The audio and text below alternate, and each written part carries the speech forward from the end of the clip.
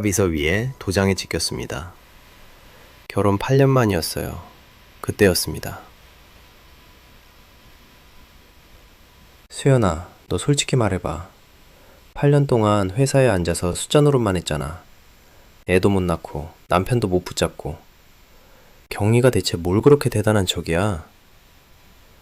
시어머니가 테이블 너머에서 제 쪽을 보며 말씀하셨어요. 남편은 봉투 하나를 제 앞으로 밀었습니다. 이 정도면 당신 격리 월급보다는 낫지 않냐? 조용히 받고 나가. 눈물이 났어요. 손끝이 떨렸고 목이 메었습니다. 조정실에 있던 모든 사람의 시선이 저를 향했고 저는 그 자리에서 그냥 작아지는 것 같았거든요. 8년이라는 시간이 그 한마디 앞에서 너무나 가볍게 무너지는 것 같아서 저는 봉투를 열지 않고 테이블 위로 조용히 밀어냈습니다. 그들은 상상도 못하고 있었죠. 제가 어떤 복수를 준비하고 있었는지를요. 저는 그 자리에서 바로 준비한 것들을 실행에 옮기기 시작했습니다. 여러분의 구독, 좋아요는 더 많은 사연을 만드는 힘이 됩니다. 안녕하세요. 저는 김수현입니다. 올해로 36이 되었고 지금은 서울 도심 대형 회계법인의 파트너로 일하고 있어요. 제 이름이 붙은 사무실 문패가 생긴 건 얼마 되지 않았습니다. 그 문패를 처음 달던 날 저는 한참을 그 앞에 서서 아무 말도 못했어요. 세 글자가 그렇게 무겁게 느껴진 건 처음이었거든요. 오늘은 지금으로부터 3년 전 이야기를 드리려고 합니다. 2022년 봄, 제가 서울가정법원 조정실에 앉아있던 그날부터요. 사실 그 이전부터 시작해야 맞겠죠. 제가 남편 류태준을 처음 만난 건 25살 공인회계사 시험에 막 붙었을 때였어요. 그는 물류 스타트업을 막 시작하려던 참이었고 저는 그 사람의 꿈이 진짜라고 믿었습니다. 그래서 결혼하고 나서 독립사무소를 차리는 대신 그 회사에 들어갔어요. 이름은 없었습니다. 직함도 없었고 월급도 처음엔 없었죠. 그냥 사업 파트너이자 아내로서 회사의 기초를 쌓기 시작했습니다. ERP 시스템은 제가 직접 설계했어요. 거래처 20여 곳과의 정산 구조, 세금 계산서 발행 체계, 부가세 신고, 흔도 전부 제가 만들었습니다. 은행 기업 여신 한도를 초기 3억에서 9억으로 늘린 것도 제가 작성한 재무보고서 덕분이었어요. 류태준은 영업을 했고 저는 그 영업이 숫자로 시현될 수 있도록 모든 뒤를 바쳤습니다. 그런데 그 8년 동안 시어머니 류정희 여사는 저를 단 한 번도 회계사로 부른 적이 없었어요. 항상 격리였습니다. 명절마다, 가족 모임마다, 지인들 앞에서도요. 처음엔 그냥 흘렸어요. 나이 드신 분이라서 그렇겠거니. 하지만 반복되면 흘리는 것도 한계가 생깁니다. 2022년 봄이 찾아오기 직전까지도 저는 그 호칭을 참고 있었습니다. 설을 지내고 얼마 안 된 어느 날 저녁이었어요. 시어머니가 집으로 오셨는데 소파에 앉자마자 저를 보며 말씀하셨습니다. 수연아, 이번 달 회사 매출이 얼마라고 했지? 태준이가 그러던데 요즘 좀 잘 된다며. 네, 어머님. 이번 분기 매출이 작년 동기 대비 22% 올랐습니다. 거래처 2군데를 새로 받았거든요. 그래, 역시 태준이 영업 수완이 좋아. 우리 태준이 저 혼자 다 하는 거야. 대단하네. 저는 아무 말도 하지 않았습니다. 22%중 영업이 기여한 부분과 제가 설계한 정산 구조가 기여한 부분이 어떻게 나뉘는지 설명하고 싶었지만 그 자리에서는 그냥 고개를 끄덕였어요. 그때부터였을 거예요. 제 안에서 무언가가 조금씩 조여오기 시작한 건. 감사함보다 피로가 먼저 느껴지는 날이 늘었고 아침에 회사 ERP를 열면서도 이게 내 것인지 아닌지 모를 감각이 들기 시작했습니다. 분명 내 손으로 만든 시스템인데 내 이름은 어디에도 없었거든요. 법인 등기에도, 거래처 계약서에도, 은행 약정서 앞장에도 모든 서류의 대표이사 안에는 류태준이라는 이름만 있었습니다. 그즈음 법인카드 내역서에서 처음 보는 가맹점 이름이 반복적으로 찍히기 시작했어요. 청담동 명품 편집숍, 강남구 피부의원, 그리고 산부인과. 저는 그 내역을 3번 확인했습니다. 제가 간 곳이 아니었으니까요. 류태준은 그즈음부터 저녁마다 늦게 들어왔고 전화를 받으러 베란다로 나가는 일이 잦아졌습니다. 저는 모르는 척했어요. 정확히는 알면서 모르는 척했던 거겠죠. 거래처 미수금 정리를 맞춰야 했고 부가세 신고도 남아 있었고 회사를 이 자리까지 끌어올린 게 내 손이라는 자존심이 저를 붙잡고 있었습니다. 그리고 3월이 왔어요. 류태준이 제 앞에 앉더니 서류 한 장을 꺼내 놓았습니다. 수연아, 얘기 좀 하자. 제 눈이 서류 위에 머물렀습니다. 이혼 합의서였어요. 이게 뭐야? 알잖아. 우리 이미 끝난 거. 그냥 빨리 정리하자. 어머니도 알고 계셔. 조용히 끝내는 게 서로 좋아. 소연 씨 임신한 거야? 류태준은 대답을 안 했습니다. 그 침묵이 대답이었죠. 저는 합의서 첫 장을 천천히 넘겼어요. 재산 분할 항목에 회사 지분 관련 내용은 아무것도 없었습니다. 8년간 제가 쌓아온 것들이 숫자 하나 없이 그냥 비어 있었어요. 지분 협의 없이는 서명 못해. 수연아, 지분은 내가 창업한 거잖아. 당신은 도와준 거고, 도와준 거. 저는 그 단어를 한 번 더 입에서 굴렸습니다. 도와준 거. 8년이 그 단어 하나로 정리되는 느낌이 어떤 건지 그때 처음 알았어요. 그날 밤 저는 잠을 자지 않았습니다. 새벽 2시에 홀로 책상에 앉아 제가 지난 8년간 회사에 기여한 내역을 문서로 정리하기 시작했어요. ERP 구축 비용 내역, 세무대리 계약서, 은행 여신 한도 증대 보고서, 거래처별 계약 체결 이력. 제 이름이 없는 서류들이었지만 그 서류들이 만들어지는 과정에 제 손이 닿지 않은 것은 하나도 없었습니다. 그리고 제 명의의 세무대리 계약서와 ERP 시스템, 최고관리자, 계정 정보를 따로 정리해 두었어요. 이 두 가지가 제 것이라는 사실, 류태준은 그 순간까지도 제대로 인식하지 못하고 있었을 겁니다. 일주일 뒤 법무법인을 통해 지분협의 요청서를 발송했습니다. 류태준 측에서 돌아온 답변은 짧았어요. 지분을 인정할 수 없으며 격리직 수행에 대한 퇴직금, 성격의 위로금을 제공할 의사가 있다. 격리. 또 그 단어였습니다. 저는 그 답변 서류를 파일에 끼워 넣었어요. 아무 감정 없이. 숫자는 이미 제 편이었고 저는 그걸 알고 있었거든요. 서울가정법원 조정기일은 3월 마지막 주에 잡혔습니다. 그날 아침 저는 법원 앞 편의점에서 캔커피를 한 잔 샀어요. 손바닥 안에 들어오는 차가움이 이상하게 마음을 가라앉혀 주었습니다. 법원 계단을 오르면서 생각했어요. 오늘 끝나는 게 맞다고. 여기까지가 내 몫이었다고. 조정실은 좁고 밝았습니다. 창문 너머 벚꽃이 피어 있었고 그 풍경이 너무 멀게 느껴졌어요. 류태준은 어머니 류정희 여사와 나란히 앉아 있었고 저는 법무법인 담당 변호사 옆에 자리를 잡았습니다. 합의 조정은 길지 않았어요. 지분 문제는 류태준 측이 완강하게 거부하며 1호금으로 대체하는 방식을 고집했습니다. 도장을 찍는 순간 류정희 여사가 입을 열었습니다. 수연아, 너 진짜 이게 최선이라고 생각해. 이 나이에 이혼녀되면 재혼도 못해. 그냥 좀 더 참지. 저는 합의서에서 눈을 들어 시어머니를 바라보았습니다. 어머님, 저는 재혼 걱정보다 오늘 정리가 깔끔하게 됐으면 해요. 류정희 여사는 코웃음을 치며 말했어요. 깔끔하게? 8년 동안 회사 격리로 앉아 숫자 노름 해놓고서 깔끔한 척이야. 애도 못 낳고 남편도 못 붙잡고 격리가 그리 잘났으면 회사를 혼자 운영해보지 그랬어. 그리고 류태준이 봉투를 제 쪽으로 밀었습니다. 이 정도면 격리 월급보다 낫지 않냐?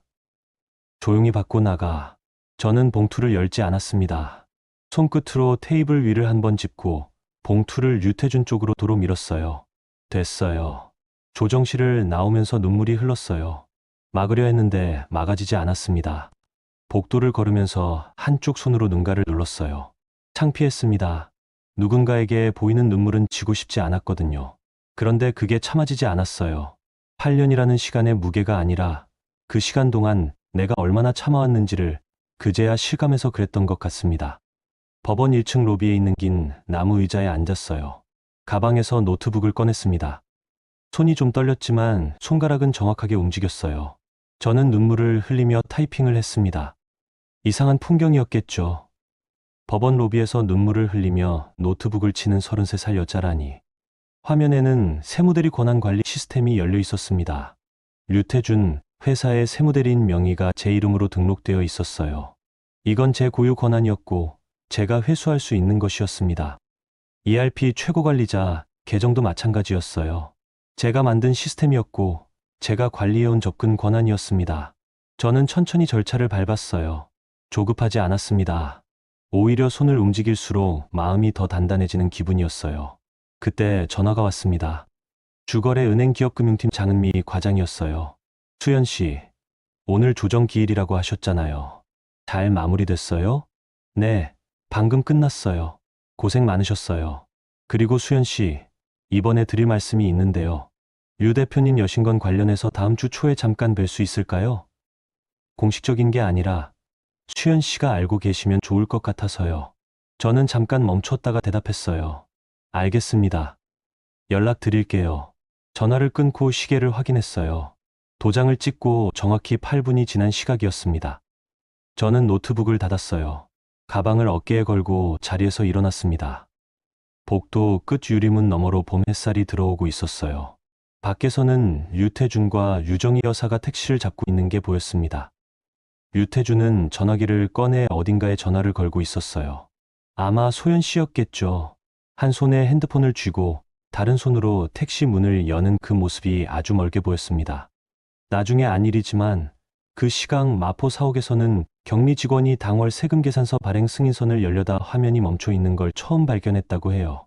승인 권한자가 사라진 자리는 그냥 비어 있었고 아무도 그 빈자리가 얼마나 큰 구멍인지 바로 알아채지 못했습니다.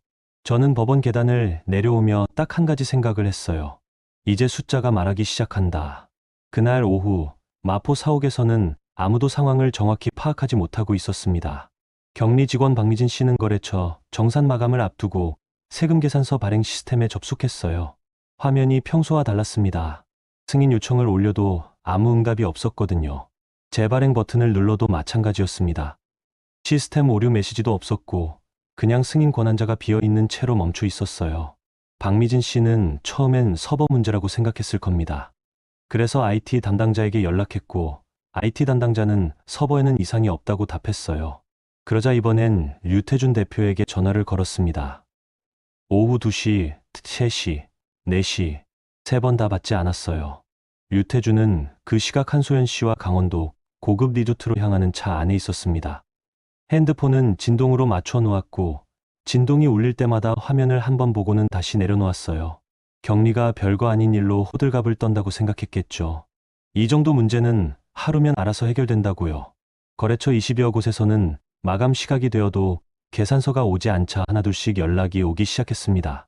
박미진 씨가 그날 오후에만 받은 전화가 14통이었어요.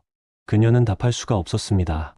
ERP에 접근할 수 없었고 아무 설명도 들은 게 없었거든요. 마감 계산서를 받지 못한 거래처들은 당월 물류대금 지급을 일제히 보류했습니다. 물류업이라는 게 회전이 빠른 업종이에요. 한 달 미수금이 쌓이기 시작하면 그 다음 달 운영 자금이 흔들립니다. 박미진 씨는 마지막으로 유정희 여사에게 연락했습니다. 여사는 그냥 기다려. 태준이가 알아서 해. 하고 전화를 끊었어요. 아무것도 모르고 있었던 거죠. 리조트 체크인을 마친 유태준이 저녁 식사를 마치고 나서야 핸드폰을 들었습니다.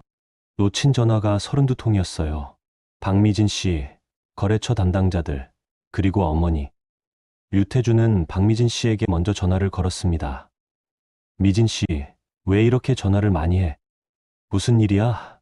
대표님, 오늘 세금 계산서 발행이 전혀 안 됐어요. 승인 권한이 없어졌고요. 거래처들 연락이 계속 오고 있는데 어떻게 하면 될까요? 뭐가 없어? ERP 들어가면 되잖아. ERP 들어가도 승인 권한자가 아무도 없어요. 김수현 대표님 명의 세무대리 권한이 오늘 회수됐다고 하던데요. 전산으로 확인은 됐는데 제가 어떻게 할 수 있는 게 없어서요. 유태준은 잠시 말이 없었습니다. 알겠어. 내가 알아볼게. 그런데 알아볼 방법이 없었어요. 유태준은 ERP에 어떻게 접속하는지는 알고 있었지만 세무대리 권한이 어떤 시스템에 연결되어 있는지, 그걸 회수하면 무슨 일이 생기는지는 몰랐습니다. 8년간 수연이 알아서 해왔으니까요. 그는 그 8년 동안 단 한 번도 그 구조를 들여다보지 않았습니다. 옆에 있던 한소연 씨가 유태준의 표정을 보더니 말했습니다. 오빠, 그 여자 겁주려는 거잖아. 하루 이틀이면 풀릴 거야. 자기 권한 회수했다가 나중에 어떻게 되는지 알면 금방 다시 연락해 올 거야. 무시해. 그 말이 맞는 것 같기도 했습니다. 유태준은 핸드폰을 다시 내려놓았어요. 그리고 와인을 한 잔 더 시켰습니다. 하지만 다음 날 아침 문제는 작아지지 않고 오히려 더 커져 있었습니다. 리조트 조식 자리에서 한소연 씨가 법인카드를 꺼내 결제하려 했는데 승인이 거절됐어요. 처음엔 한도 초과인가 싶었습니다. 다른 법인카드로 바꿔봤는데 그것도 거절이었어요. 두 사람 사이에 어색한 침묵이 흘렀습니다. 한소연 씨는 개인카드로 결제하면서 아무렇지 않은 척했지만 그녀의 표정에 처음으로 불안이 스쳤습니다. 법인카드 결제가 막혔다는 건 계좌 상태 또는 한도 설정에 변화가 생겼다는 뜻이었거든요. 한소연 씨는 그 카드로 지난 몇 달 동안 청담동 명품 매장과 피부과 그리고 산부인과를 다녀왔습니다. 가짜 임신 증빙을 만들기 위한 영수증도 그 카드로 처리했었죠. 류태주는 서울로 돌아오는 차 안에서 주거래 은행에 전화를 걸었습니다. 여보세요. 저 류태준인데요. 계좌 쪽에 문제가 생긴 게 있나요? 네. 류 대표님, 저 장은미입니다. 계좌 자체에는 아직 이상이 없고요. 다만 오늘 세무대리 권한이 변경됐다는 기록이 있고 이에 따라 다음 달 약정 조건 충족 여부 검토가 들어갈 예정입니다. 약정 조건이요? 네. 저희 여신 약정에 월별 정산보고서 제출 조항이 있거든요. 해당 보고서 작성 주체셨던 김수현 대표님 명의 세무대리 계약이 오늘부로 종료됐는데 다음 달까지 보고서가 들어오지 않으면 약정 조건 재검토 대상이 됩니다. 사전에 말씀드리는 거예요. 재검토요? 그게 어떻게 되는 건데요?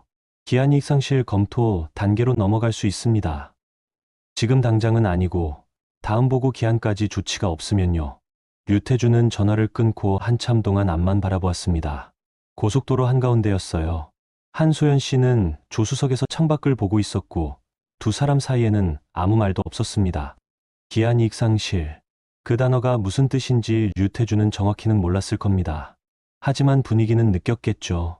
나쁜 일이 생길 수 있다는 것. 그 나쁜 일이 하루 이틀 안에 끝날 것 같지 않다는 것. 그리고 그 모든 일의 중심에 수연의 이름이 있다는 것을요. 서울에 도착해서 류태주는 제 번호를 눌렀습니다. 한 번도 아니고 5번이었어요. 저는 그 전화를 받지 않았습니다. 받을 이유가 없었거든요. 제가 회수한 것들은 전부 제 명의로 되어 있던 합법적인 권한이었고 저는 아무 잘못을 한 게 없었습니다. 그날 밤 저는 반지하 고시원에 짐을 풀었어요. 결혼하고 나서 처음으로 혼자 자는 방이었습니다. 싱글 침대 하나, 작은 책상 하나.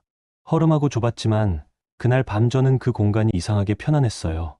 아무것도 없는 대신 아무도 없었거든요. 저를 경리로 부르는 사람도, 야근을 당연하게 여기는 사람도, 제 이름 대신 며느리라는 이름으로만 부르는 사람도 없었습니다. 한 가지 문자가 도착해 있었어요. 장은미 과장이었습니다. 수연 씨, 류 대표님 연락 왔었는데 제가 사전 통보드린 대로 말씀드렸어요.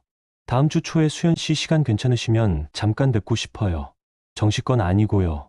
저는 문자 화면을 오래 바라보았습니다. 장은미 과장은 3년 동안 저와 함께 여신 보고서를 검토해온 사람이었어요. 제가 그 보고서를 쓰지 않으면 회사가 어떻게 되는지를 가장 잘 아는 외부 사람이기도 했고요. 숫자는 거짓말하지 않는다고 저는 항상 생각해왔어요. 그 믿음이 이제 막 제 편이 되어 움직이기 시작하고 있었습니다. 이튿날 아침 마포 사옥에 도착한 류태주는 직원 사무실로 들어서자마자 박미진 씨를 찾았습니다. 미진 씨, 어제 계산서 발행 얼마나 밀렸어? 전부 다 밀렸어요, 대표님. 이번 달 발행 예정이었던 게 23건인데 전부 처리가 안 된 상태입니다. 거래처에서 내일까지 기다려주겠다는 데는 3곳이고 나머지는 계약 검토 들어간다고 했어요. 그게 얼마야? 미수금 기준으로 이번 달 예정분만 약 2억 4천 정도 됩니다. 류태준의 얼굴이 굳었습니다. 수연 씨 대신 세무 처리해 줄 수 있는 사람 당장 찾아봐. 문제는 그게 하루 이틀 만에 해결되는 일이 아니라는 거였어요. 세무대리인을 새로 선임하려면 국세청 신고와 계약 절차가 필요했습니다. 빠르게 해도 23주는 걸렸어요. 게다가 새로 온 세무사가 회사의 ERP 구조와 거래처별 정산 방식을 파악하는 데도 시간이 걸렸죠. 8년치 세무 구조를 하루 만에 이해하는 사람은 세상에 없습니다. 류태주는 처음으로 그 사실을 실감했을 거예요. 수연이 8년간 혼자서 들고 있던 것들의 무게를. 하지만 그 무게를 인정하는 것은 곧 자신의 착각을 인정하는 일이기도 했습니다. 그는 아직 그 준비가 되어 있지 않았어요. 그날 오후 저는 법무법인에서 제가 제출해야 할 서류 목록을 정리하고 있었습니다. 세무대리 계약 종료 통보서 4본, ERP 구축 비용 내역서, 지분 보유 증빙 자료들이었어요. 저를 경리라고 불렀던 8년이 문서 더미로 쌓여 있었습니다. 그 문서 하나하나가 제 이름으로 쓰인 증거이기도 했고요. 이혼 이후 첫 주는 어떻게 보면 조용했습니다. 저는 고시원 방에서 매일 아침 일찍 일어나 법무법인 사무실로 나갔고 서류를 정리하고 자료를 넘겼어요. 아무도 저한테 먼저 연락하지 않았고 저도 아무한테 먼저 연락하지 않았습니다. 그 일주일이 얼마나 고요했는지 지금 생각해도 이상할 정도예요. 회사 일로 매일 전화가 쌓이고 ERP 승인 알림이 울리던 8년과 비교하면 너무나 달랐거든요. 하지만 마포 사옥은 달랐습니다. 류태준은 이혼 다음 날부터 직원들을 회의실에 모았다고 해요. 사옥 직원은 그 당시 총 11명이었습니다. 경리, 물류 기사 코디네이터, 영업 담당, 고객 서비스까지. 류태준은 그 자리에서 말했어요. 다들 알다시피 김수현 씨가 퇴사했습니다. 개인 사정으로 인한 거고 회사는 아무 문제 없어요. 세무는 새로 담당자 쓸 거고 ERP는 제가 직접 챙길 거예요. 지금 거래처 일부에서 계산서 건으로 연락이 오는데 제가 이미 다 해결하고 있으니까 걱정 안 해도 됩니다.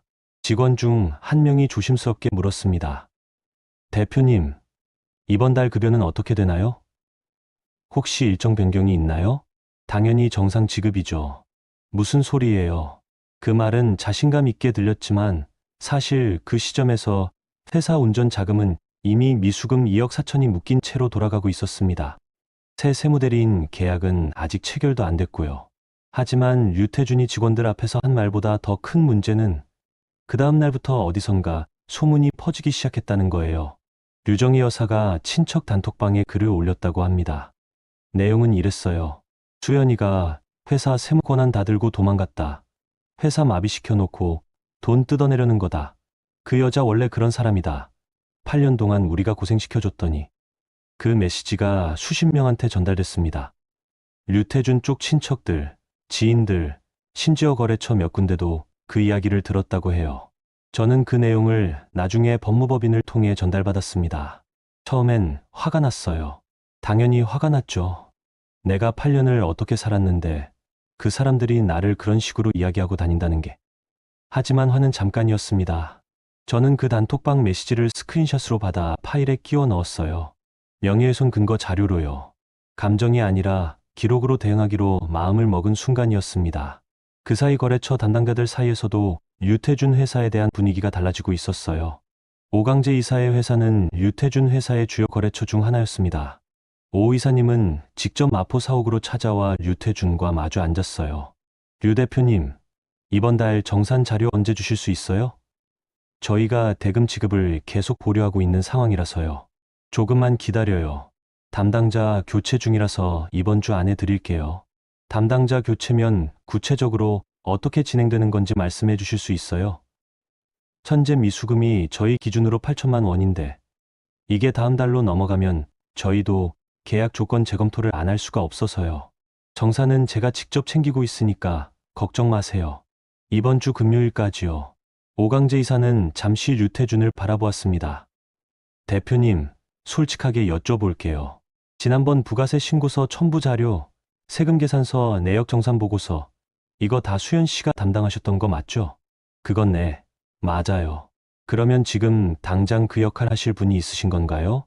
류태준은 대답하지 못했습니다. 그날 오후 오강재 이사는 사옥을 나오면서 수첩을 꺼냈다고 해요. 거기서 제 명함을 찾아 번호를 확인했습니다. 그 명함은 3년 전 제가 은행 여신 관련 미팅 때 건넸던 거였어요. 오 이사님이 그걸 아직 갖고 계셨을 줄은 몰랐습니다. 저는 그 주 목요일에 장은미 과장을 만났어요. 은행 기업금융창구 옆 작은 회의실이었습니다. 장은미 과장은 커피 2잔을 가지고 들어왔고 먼저 말을 꺼냈어요. 수연 씨, 공식적인 얘기가 아닌 거 아시죠? 그냥 제가 사람으로서 드리는 말씀이에요. 네, 알고 있어요. 류 대표님, 회사 여신 구조. 저희가 내부 검토 들어갔어요. 월별 정산 보고서 제출 조항이 약정서에 명시돼 있거든요. 이번 달 보고서가 기한까지 없으면 기한이익 상실 예고 통보가 나갈 거예요. 그 기한이 언제예요? 다음 달 5일이에요. 사실 저는 그 보고서를 쓸 수 있는 사람이 수연 씨 외에는 없다고 판단하고 있어요. 류 대표님이 누군가를 새로 쓰더라도 그 구조를 다 파악하는데 몇 주는 걸릴 거고 기한을 맞추는 건 불가능하거든요. 저는 커피잔을 내려놓으며 대답했습니다. 은미 씨, 저는 이미 세무대리 권한을 공식 반납했고 ERP 접근도 없어요. 제가 할 수 있는 게 없어요. 알아요. 그래서 드리는 말씀이에요. 류 대표님, 회사 여신건 관련해서 수연 씨가 혹시 알고 계신 사항이 있으면 저희 공식 절차 안에서 제출해 주시는 방식이 있거든요. 수연 씨한테 불리한 게 아니에요, 오히려. 저는 그 말의 뜻을 정확히 알아들었습니다. 장은미 과장은 은행의 입장에서 부실 여신이 될 가능성을 차단해야 했고, 그 과정에서 저희 자료가 증거로 쓰일 수 있다는 걸 알고 있었던 거예요. 저는 한 번도 이것을 무기로 쓰려 한 적이 없었습니다. 그냥 제가 해야 할 일을 했던 것들이었으니까요. 그런데 이제 그 기록들이 각자의 자리에서 제 역할을 하기 시작하고 있었어요. 법무법인에서도 유태준 측의 반응이 달라지고 있다는 연락이 왔습니다. 처음에 도와준 정도라며 위로금을 제안했던 측에서 이제는 지분 문제를 다시 논의해 보자는 입장으로 태도를 바꾸기 시작했다는 거였어요. 저는 그 연락을 받고도 별다른 감흥이 없었습니다. 처음부터 제 지분은 제 것이었고, 그게 법적으로 인정되는 것은 이미 예정된 결과에 가까웠으니까요. 그 주 금요일, 법무법인 담당 변호사에게서 연락이 왔습니다. 수연 씨, 오늘 류 대표님 쪽 법무법인에서 서류가 왔어요. 지분협의 재개 요청이에요. 조건은 류 씨가 회사 경영권을 유지하는 대신 수연 씨 지분 45%에 대한 보상을 시장가로 협의하겠다는 내용이에요. 시장가로요. 네. 그런데 지금 회사 상태에서 시장가를 계산하면 사실상 의미 있는 금액이 나오기 어렵긴 해요. 저는 잠시 생각했습니다. 지분은 양도하지 않을 거예요. 계속 보유할 거예요. 그리고 지분 보유 근거와 초기 투자 내역, 무부수 CFO, 업무 내역을 모두 서면으로 정리해서 제출해 주세요. 그렇게 하면 나중에 회생 절차에서 채권자로도 인정받을 수 있어요. 알고 있어요. 전화를 끊고 저는 창문 밖을 봤어요. 고시원 방에서 내다보이는 창이었는데 건너편 건물 외벽이 전부였습니다. 그게 좋았어요. 지평선이 없고 하늘도 없고 그냥 담벼락. 지금 제 시야가 딱 그 정도라고 생각했거든요. 넓게 볼 필요 없이 지금 당장 앞에 있는 것만 제대로 보면 된다고.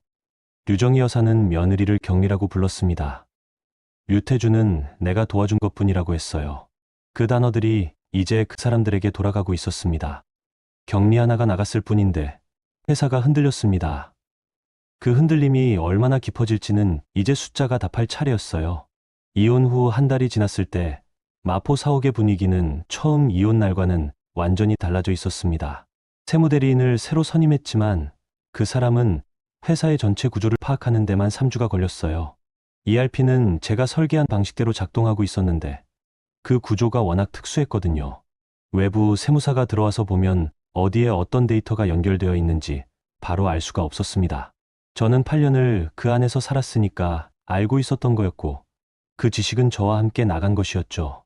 류태준이 강원도 리조트에서 서울로 돌아온 첫날부터 이미 문제의 윤곽은 잡혀 있었어요.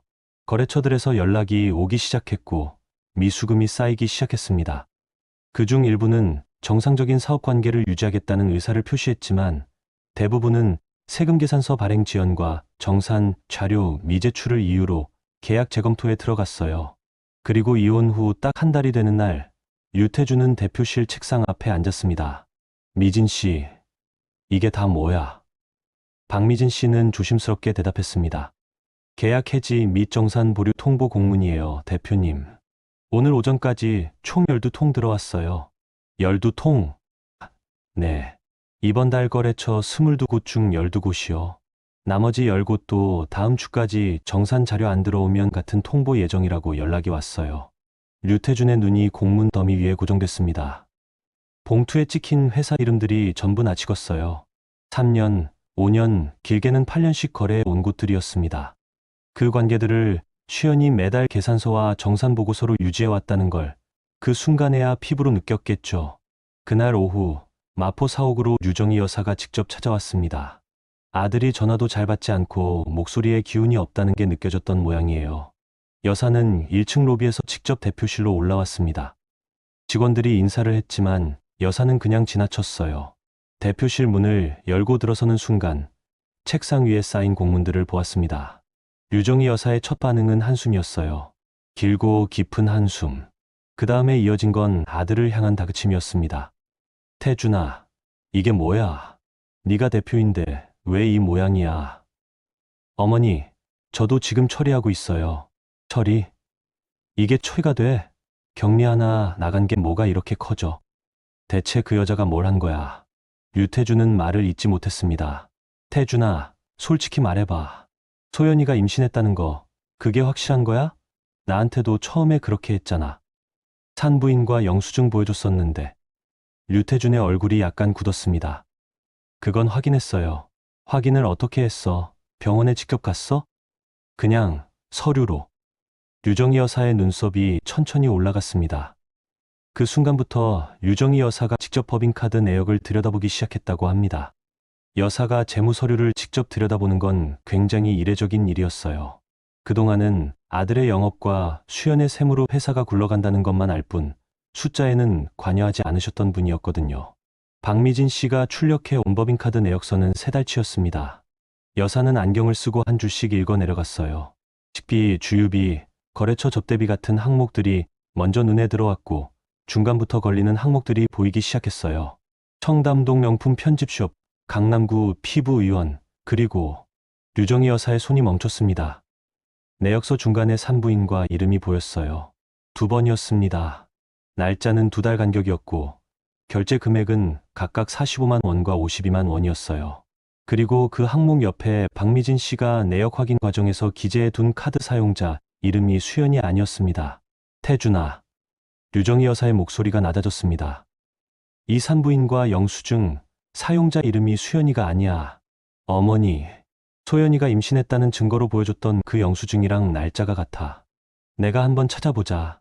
여사는 핸드백에서 오래된 서류 봉투를 꺼냈습니다. 거기서 한소연 씨가 몇 달 전 직접 가져다 준 산부인과 영수증을 꺼내 내역서와 나란히 놓았어요. 날짜가 일치했습니다.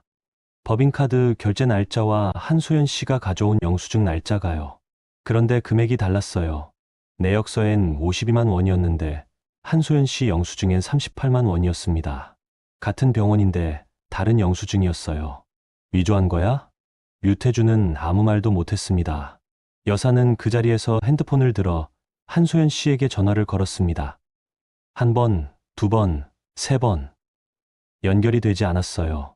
류태준이 걸어도 마찬가지였습니다. 번호가 이미 해지되어 있었어요.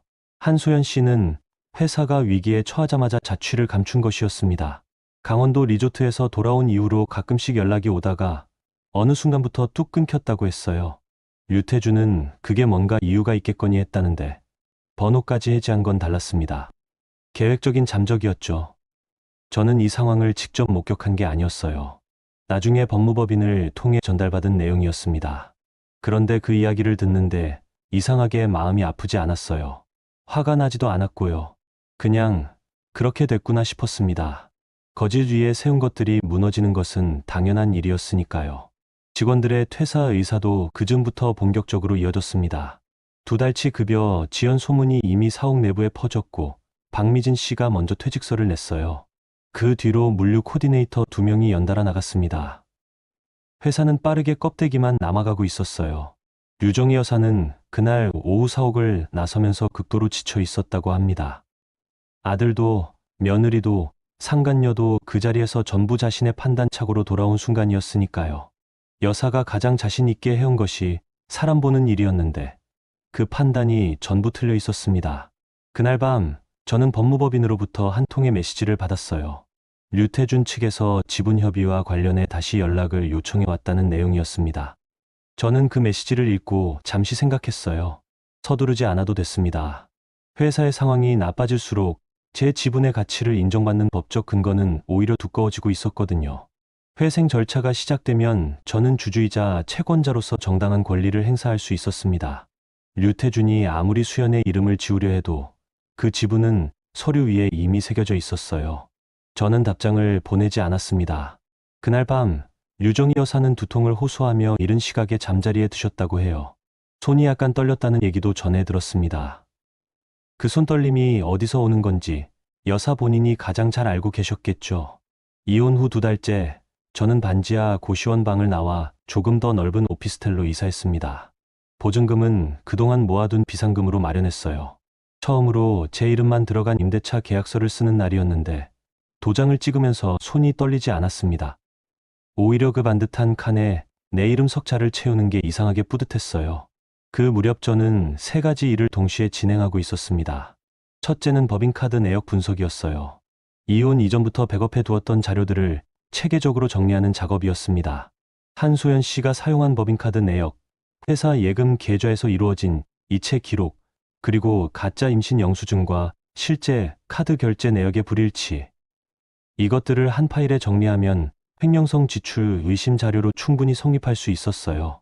둘째는 오강재 이사님 쪽과의 연락이었습니다. 이혼 후 약 열흘이 지났을 때 오 이사님한테 문자가 왔어요. 수연 씨, 잘 계시죠? 시간 될 때 따로 한번 뵐 수 있을까요? 짧은 문자였지만 의중이 담겨 있다는 걸 알았습니다. 셋째는 제 명의로 된 공인회계사 사무소 설립 준비였어요. 회계사 자격증은 제 것이었고 번호도 살아 있었습니다. 8년 만에 그 번호를 다시 꺼낼 차례가 됐어요. 세무서 상담실에서 담당 조사관을 만났습니다. 공식 신고가 아닌 사전 상담이었어요. 제출하시려는 자료 성격이 어떻게 됩니까? 법인 계좌에서 이루어진 이체 흐름과 법인카드 사용 내역인데요.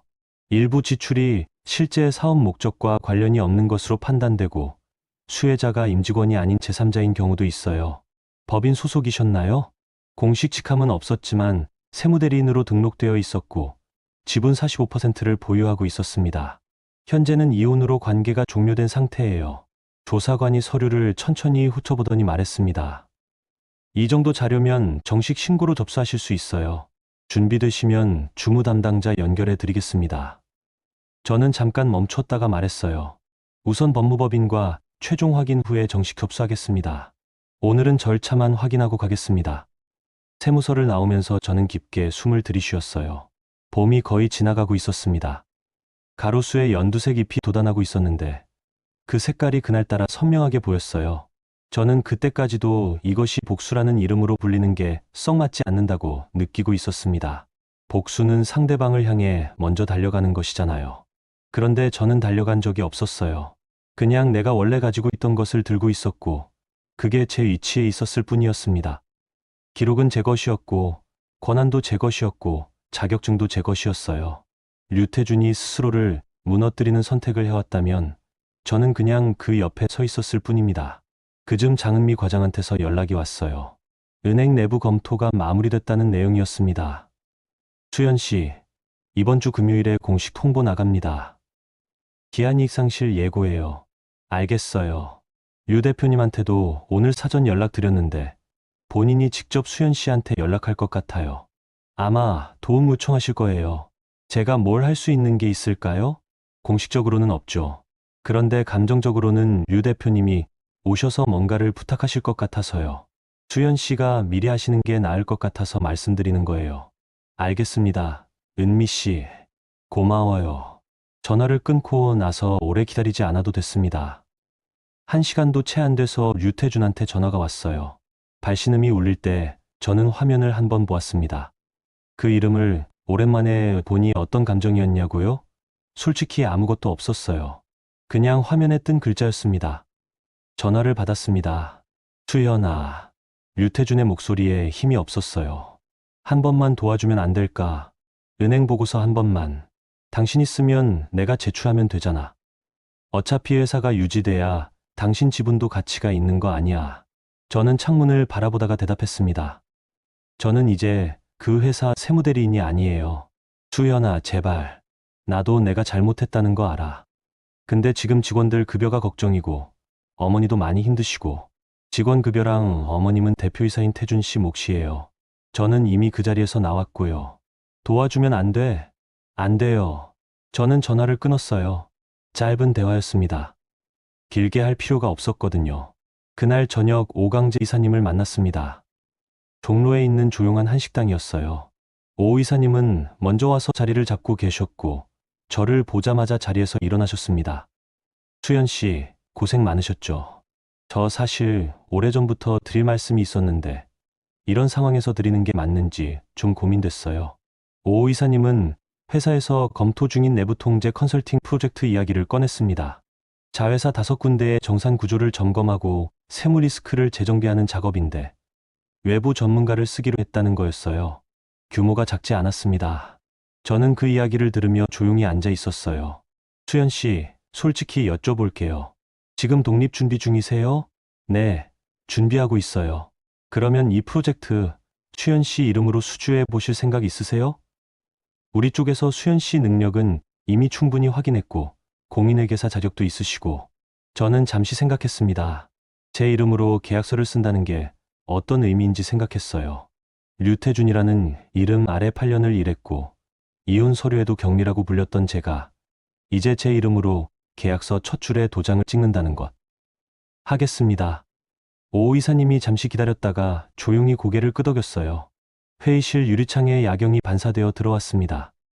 제 얼굴도 흐릿하게 비쳤어요. 그 얼굴이 낯설었습니다. 같은 얼굴인데 다르게 보였어요. 뭔가가 단단해진 것 같았습니다. 저는 그날 밤 오피스텔로 돌아와 계약서 양식을 열었어요. 컨설팅 계약서였습니다. 을 안에 제 이름, 공인회계사 번호, 사업자 등록, 예정 주소를 채웠어요. 그 세 줄이 완성되는데 5분도 안 걸렸지만 8년이 걸린 세 줄이었습니다. 숫자는 거짓말하지 않는다고 항상 믿어왔어요. 그 숫자들이 이제 제 편에서 제 이름을 쓰고 있었습니다. 이혼 후 넉 달이 지났을 때 마포 사옥의 불은 반쯤 꺼져 있었습니다. 직원들이 하나둘씩 나가기 시작한 건 이혼 후 2달 차였어요. 처음엔 격리 담당 박미진 씨가 퇴직서를 냈고, 그 다음엔 물류 코디네이터 2명이 연달아 나갔습니다. 급여 지연이 2달째 이어지고 있었거든요. 류태준은 거래처 미수금이 들어오면 한꺼번에 해결된다고 했지만 미수금은 계속 묶여 있었어요. 남은 직원은 3명이었습니다. 류태준 포함해서요. 회사라고 부르기엔 민망한 규모였지만 그는 아직 대표이사라는 이름을 내려놓지 못하고 있었어요. 은행에서 최종 기한 이익 상실 예고 통보가 나간 것은 이혼 후 3달 차였습니다. 장은미 과장이 사전에 알려준 대로였어요. 통보 이후 류태준은 거래처 협의회, 법무법인 대응, 은행 이해 신청을 동시에 추진하려 했는데 셋 다 혼자 감당할 수 없는 규모였습니다. 저 없이 8년치 서류를 소화할 사람이 없었거든요. 넉 달째 되던 날, 마포 사옥으로 다시 찾아온 사람은 류정희 여사였습니다. 여사는 대표실에 들어서자마자 아들의 얼굴을 보았어요. 류태준은 눈이 충혈되어 있었고 책상 위에는 서류들이 뒤엉켜 있었습니다. 태준아, 은행 통보서 받은 거 나한테는 왜 숨겼어? 어머니 걱정시키고 싶지 않아서요. 내가 걱정보다 더 화가 나는 건 네가 이걸 혼자 어떻게 해보려고 했다는 거야. 수연이한테 전화해. 내가 걱정보다 더 화가 나는 건 네가 이걸 혼자 어떻게 해보려고 했다는 거야. 어머니, 수연이는 이미 거절했어요. 다시 부탁해. 지분이고 뭐고 다 인정해줘. 수연이가 원하는 조건 다 들어줘. 류태준은 고개를 내저었습니다. 지분을 인정하면 어머니 체면이 밥 먹여줘. 지금 상황이 어떤지 알아? 그 대화가 끝나고 여사가 직접 제 전화번호를 눌렀다고 해요. 저는 받지 않았습니다. 그리고 여사는 한소연 씨 이야기를 다시 꺼냈어요. 그 시점까지 한소연 씨의 행방은 오리무중이었습니다. 법무법인을 통해 한소연 씨 관련 자금 이체 흐름을 추적한 결과가 나오기 시작한 것은 이혼 후 넉 달째였어요. 한소연 씨는 회사법인 예금 계좌 일부에서 소액을 여러 차례 나누어 외부 계좌로 이체한 것이 확인됐습니다. 금액 자체는 크지 않았지만 이체 목적이 불분명했고 수의 계좌는 한소연 씨의 지인 명의였어요. 류정희 여사는 그 자료를 손수받아 보겠다고 요청했습니다. 법무법인 담당자가 사무실로 찾아와 정리해서 보여드렸어요. 여사는 자료를 받아들고 한 줄씩 읽어 내려갔습니다. 산부인과 영수증 위조 사실, 법인카드 개인 사용 내역, 예금 이체 내역. 여사의 얼굴에서 색이 빠져나갔어요. 이게 다 사실이야? 법무법인 담당자가 조심스럽게 대답했습니다. 네. 영수증은 금액 불일치로 위조가 확인됐고요. 카드 사용 내역과 예금 이체는 기록 기반이라 사실관계는 명확합니다. 다만 최종 판단은 수사기관에서 하는 것이라. 임신이 가짜였다는 거야? 영수증상으로는 그렇게 판단됩니다. 여사는 아무 말도 하지 않았습니다. 그 침묵이 얼마나 됐는지 모르겠지만 법무법인 담당자가 나중에 저한테 전해준 말로는 여사가 그 자리에서 오랫동안 아무 말 없이 앉아 계셨다고 해요. 그리고 일어서다가 갑자기 벽을 짚더니 그 자리에서 쓰러지셨습니다. 응급실로 이송됐을 때 여사는 의식이 있었지만 한쪽 손에 감각이 없다고 했어요. 검사 결과 뇌경색이었습니다. 다행히 발견이 빠른 편이라 더 큰 손상은 막을 수 있었지만 왼쪽 편마비가 남았어요. 재활이 필요한 상태였고 요양시설을 알아봐야 했습니다. 류태준은 병원 복도에 서 있었어요. 의사가 나오는 것을 기다리면서 처음으로 자신이 아무것도 가진 게 없다는 걸 느꼈을 겁니다. 요양시설 비용을 마련할 돈이 없었어요. 회사 계좌는 이미 은행 압박을 받고 있었고 남은 직원들 급여도 처리가 안 된 상태였습니다. 회사는 그달 안으로 최종 결정을 내려야 했습니다. 은행 측의 여신 회수 절차가 공식적으로 개시됐거든요. 류태준은 마지막 수단으로 취연의 지분 45%를 압박 재료로 쓰려 했어요. 저한테 연락해서 지분을 헐값에 넘기면 은행 협상에 도움이 될 것이라고 말했습니다. 저는 법무법인을 통해 답했습니다. 주주권과 채권 관계는 명확히 분리된 사안입니다. 지분 처분 의사 없음. 류태준은 그 답변을 받아들고 한동안 아무 연락도 하지 않았어요. 무언가를 포기하는 데는 시간이 걸리는 법이거든요. 법정관리 신청서가 접수된 건 이혼 후 딱 넉 달이 되는 날이었습니다. 그 소식은 법무법인을 통해 저한테도 전달됐어요. 저는 그 소식을 듣고 오래 생각하지 않았습니다. 예정된 일이었으니까요. 숫자 위에 세워진 구조가 숫자를 잃으면 어떻게 되는지는 저보다 그 구조를 잘 아는 사람이 없었어요. 그날 밤 저는 새 컨설팅 계약서 초안을 정리했습니다. 오강재 이사님 회사 자회사 두 번째 건이었어요. 제 이름으로 된 계약서가 책상 위에 쌓이기 시작하고 있었습니다. 그게 좋았어요. 마포, 사옥, 책상 위에 쌓였던 해지 공문들과는 달리 이 서류들은 시작을 말하고 있었거든요. 병원 복도에서 무너지는 류태준의 이야기를 들으면서 저는 뭘 느꼈냐고요. 솔직히 말씀드릴게요. 슬프지는 않았어요. 화도 나지 않았고요. 그냥 어떤 계산이 끝났다는 느낌이었습니다. 제가 계산한 게 아니라 그 사람들이 스스로 만들어 온 계산이요. 저는 그 옆에서 내 몫을 챙겨가는 중이었어요. 이혼 후 1년이 지났을 때 저는 작은 사무실 하나를 얻어 있었습니다. 반지하는 아니었어요. 서울 마포구 어느 건물 4층 채광이 잘 드는 곳이었습니다. 오강재 이사님 회사의 내부 통제 컨설팅을 맡아 일을 시작한 게 이혼 후 2달 차였는데 그 계약 하나가 기반이 되어서 다른 두 군데 중소기업 세무 자문 계약으로 이어졌어요. 이름이 알려지는 데는 시간이 걸리지 않았습니다. 정확하게 일하면 소문은 자연스럽게 났거든요. 오 이사님이 어느 날 말씀하셨어요. 수연 씨, 당신 일하는 방식 보면 무서울 정도야. 한 줄도 빠뜨리는 게 없어. 저는 그 말을 웃고 넘겼는데 그게 칭찬인지 무서운 사람이라는 건지 모르겠더라고요. 법원 회생 신문기일은 이혼 후 8개월이 지났을 때 열렸습니다. 저는 주주이자 채권자 자격으로 참석했어요. 법정 안으로 들어서면서 류태준을 맞췄습니다.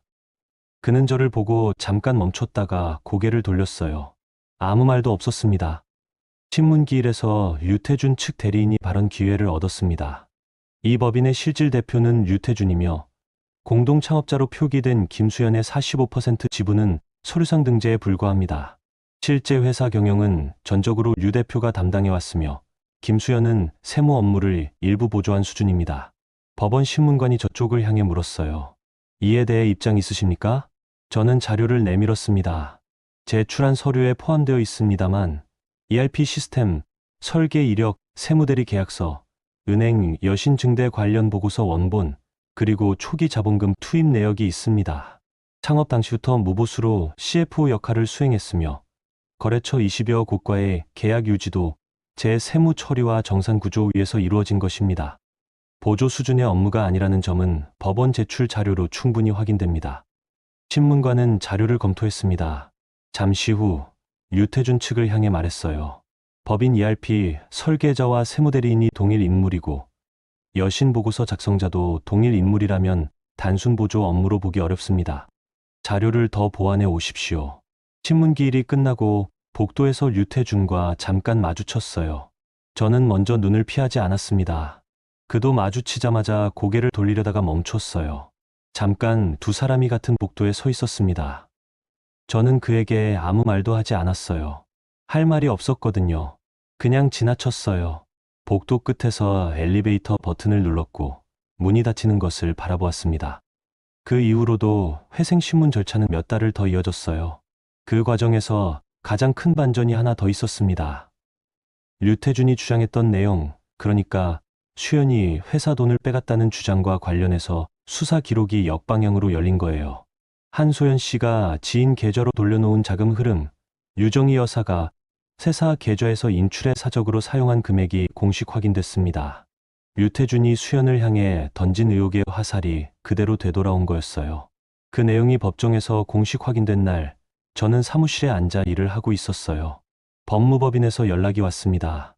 수연 씨, 오늘 신문에서 류 씨 측 주장이 대부분 기각됐어요. 수연 씨 지분 45%와 초기 투자금, CFO 업무 내역이 공식 인정됐습니다. 회생 절차에서 채권자로서 권리 행사 가능하고요. 알겠습니다. 소감 같은 게 있으세요? 저는 잠깐 생각했습니다. 없어요. 그냥 당연한 거니까요.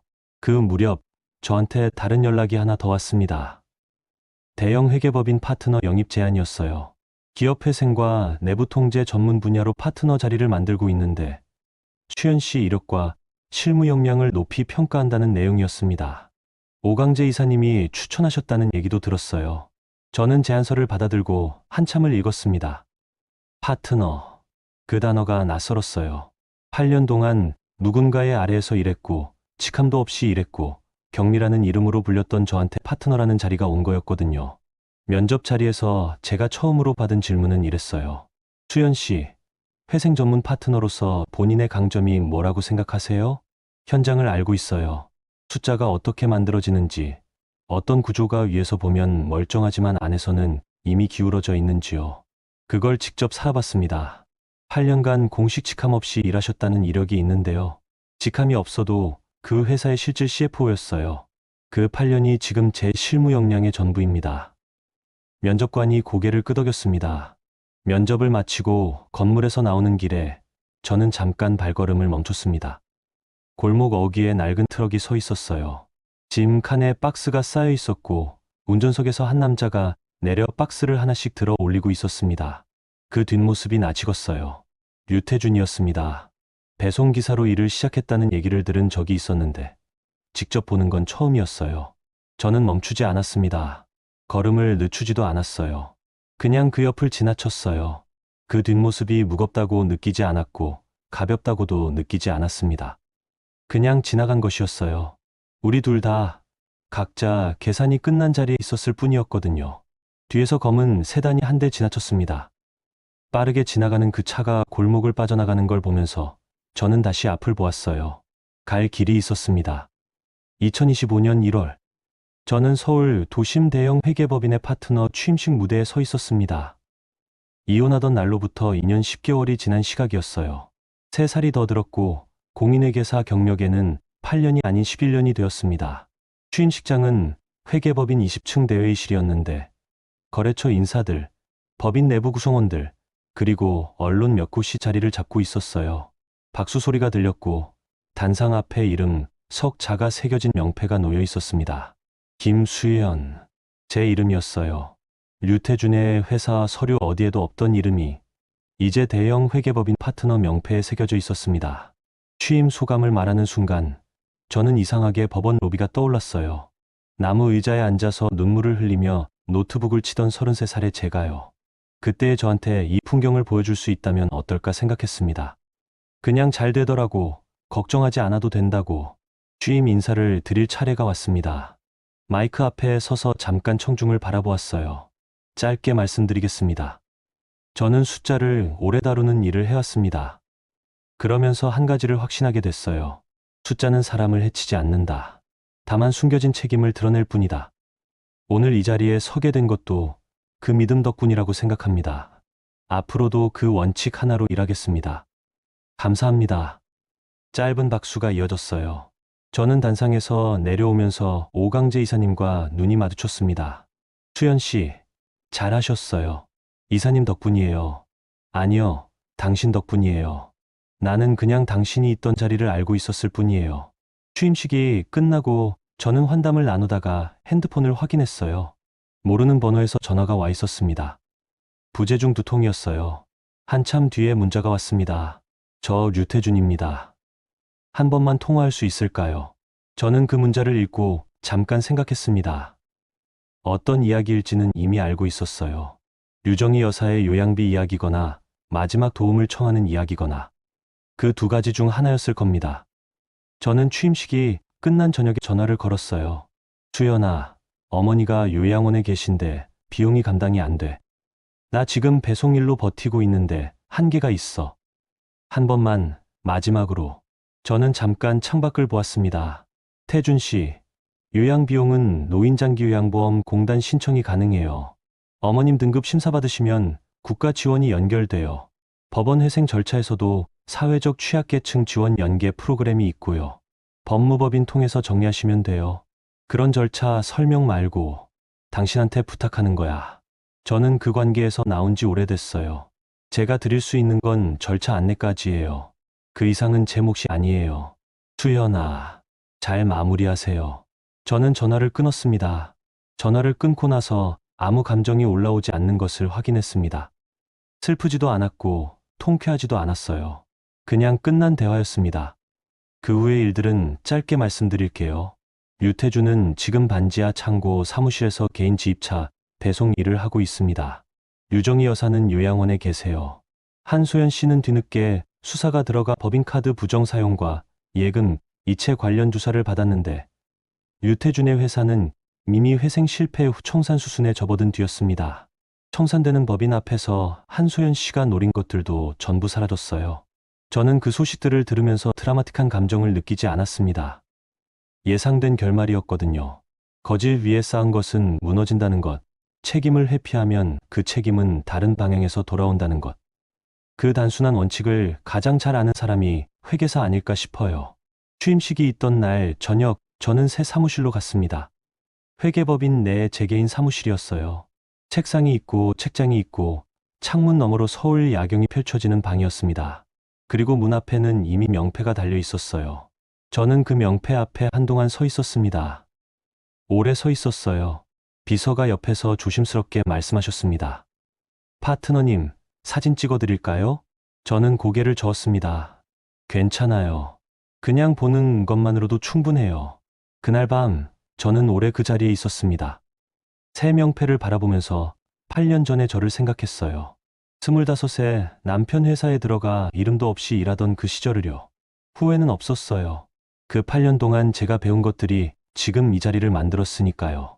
모욕도, 무시도, 격리라는 이름도. 그것들이 전부 저를 단단하게 만든 것들이었습니다. 저는 내일 아침 첫 파트너 미팅이 있습니다. 기업회생 컨설팅 건이에요. 회사가 위기에 처했을 때 숫자 안에서 살아남을 방법을 찾는 일이죠. 그 일이 제가 가장 잘할 수 있는 일입니다. 이혼 합의서에 도장을 찍고 8분이 지났을 때 저는 이미 알고 있었어요. 이건 끝이 아니라 시작이라는 것을. 이제 계산은 끝났습니다. 제 계산으로요.